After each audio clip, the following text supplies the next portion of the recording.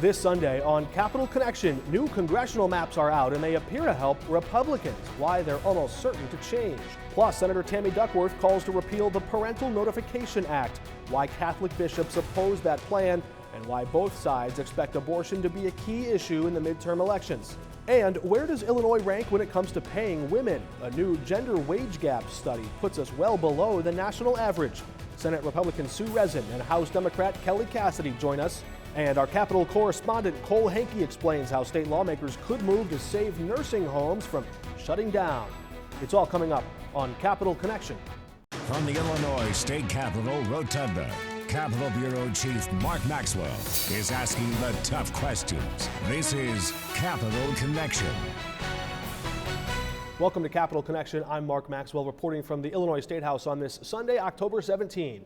Illinois Democrats unveiled the first draft of the new congressional maps on Friday, and they contain some major surprises. Most analysts expected and predicted that while Illinois is losing one congressional seat, Democrats might try and gerrymander Republicans, that is, from 5 seats they have now down to maybe just 3 seats if they could pull it off. But it turns out under these new maps that we just saw, Republicans could keep all 5 seats and possibly even add one.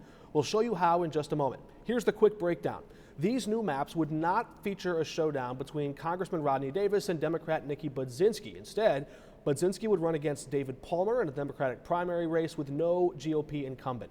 Davis would run in the newly designed district with no incumbent at all. It leans far more Republican, almost assuring his reelection. Congressman Mike Bost would be left alone in his own district in the southern stretches of Illinois, and 2 Republican incumbents would face off in a primary battle. That Congressman Darren LaHood versus Congresswoman Mary Miller. She'd lose most of her home district now, and her home county would be lumped in with LaHood's district. If she moved farther south to gain some advantage, she'd still have to face Bost. Congressman Adam Kinzinger says these maps may prompt him to run for another office, but right now, he faces off against the most progressive member, perhaps, of the Illinois Congressional District, Marie Newman, in a general primary. Newman is not thrilled about it. She criticized the maps, saying it is abundantly apparent that what has been currently proposed for Illinois' 3rd Congressional District is not only retrogressive, but substantially diminishes the diverse and progressive voices of Chicago's southwest side and suburbs.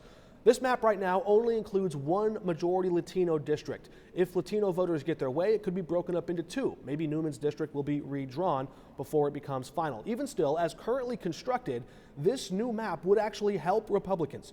Analysis at Illinois election data breaks down each district. In 2018, Republican Attorney General candidate Erica Harold drew more votes than Attorney General Kwame Raoul in 6 of these districts. In the 6th district, she won by 33% in the Bost district downstate, narrowly won Lauren Underwood's district, easily won the new Rodney Davis district, and the district between Miller and LaHood. She also narrowly won the 17th district, where Sherry Bustos is stepping away, leaving an open seat. That's a good indicator of open seats in that Raoul Harold election that might give us a clear indicator, not in a presidential election year, what a midterm election might look like. Still, the GOP criticism was loud, even despite the fact they might gain 5 to 6 seats in this new map. Illinois GOP Chair Don Tracy said, call this new Illinois map the Nancy Pelosi Protection Plan.